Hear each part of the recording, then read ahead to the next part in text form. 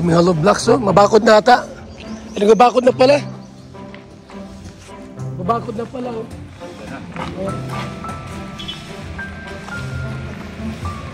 Gustahin mo lang.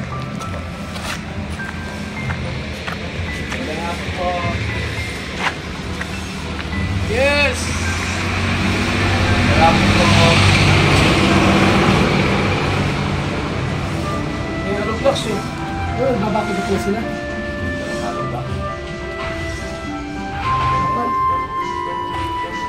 Bye. Opo. Mga sa likod.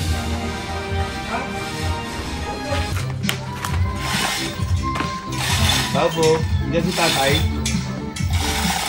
Hindi si tatay. Walang tao sa loob.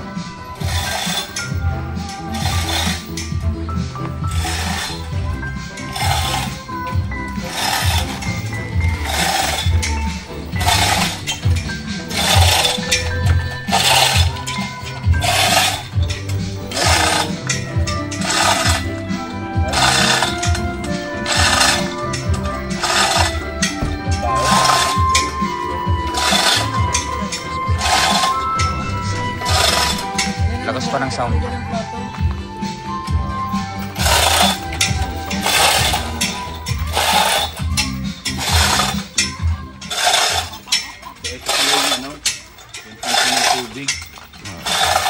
Ito yung tangke ng tubig. Tumaayos naman pala. Yan na. Putik po ba lumalabas dito?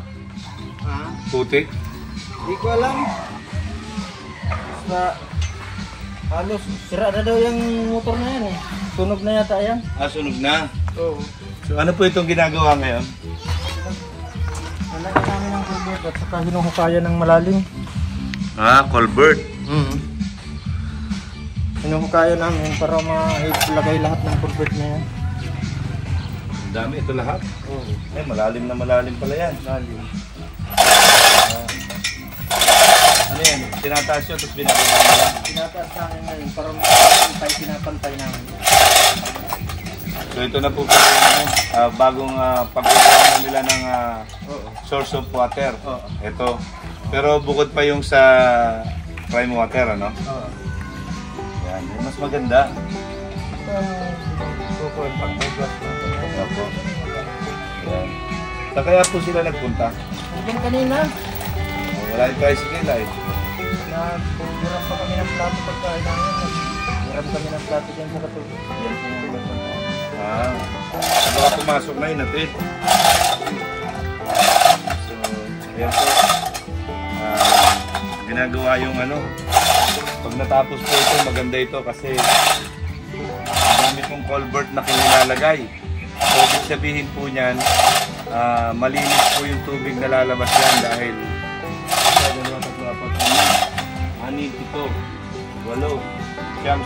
culvert po ay napakalalim po niyan. So napakalinis na po ng tubig na lalabas diyan. Tapos at the same time meron silang yung sa Nawasa, yung sa Prime Water para naman sa mga pang-inom-inom, pangligo, ayan po, pwede. So ayan na po na may bakod na rin. Ayan, napakaganda na po tingnan kasi safe na po, secure na po dito.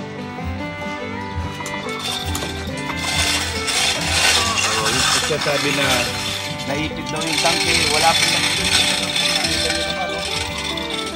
Ang luwag-luwag po.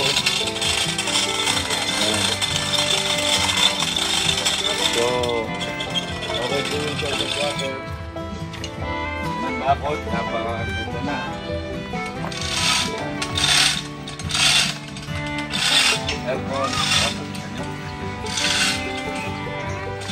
Tindahan nila ngayon.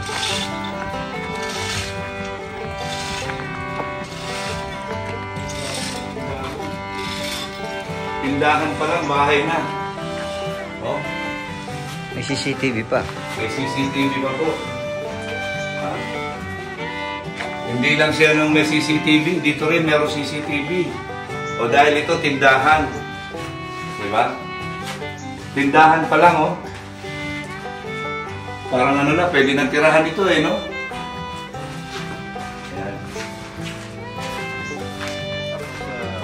po, yan, yung mga honey block. Yan, pagka po ito ay naikabit, yan, mas mapaganda na po. Napakaganda ng kanilang terrace. Yan, wala po sila, baka po hinatid si BNC sa school. So, dito muna po tayo. Hintay tayo dito. Okay, so, yan po, ano na po, pag naayos ito, ay napakaganda na po nito. Kaya pag nabakura na po yan, may privacy na po. Very secured na po. Ganon din po dito sa tindahan.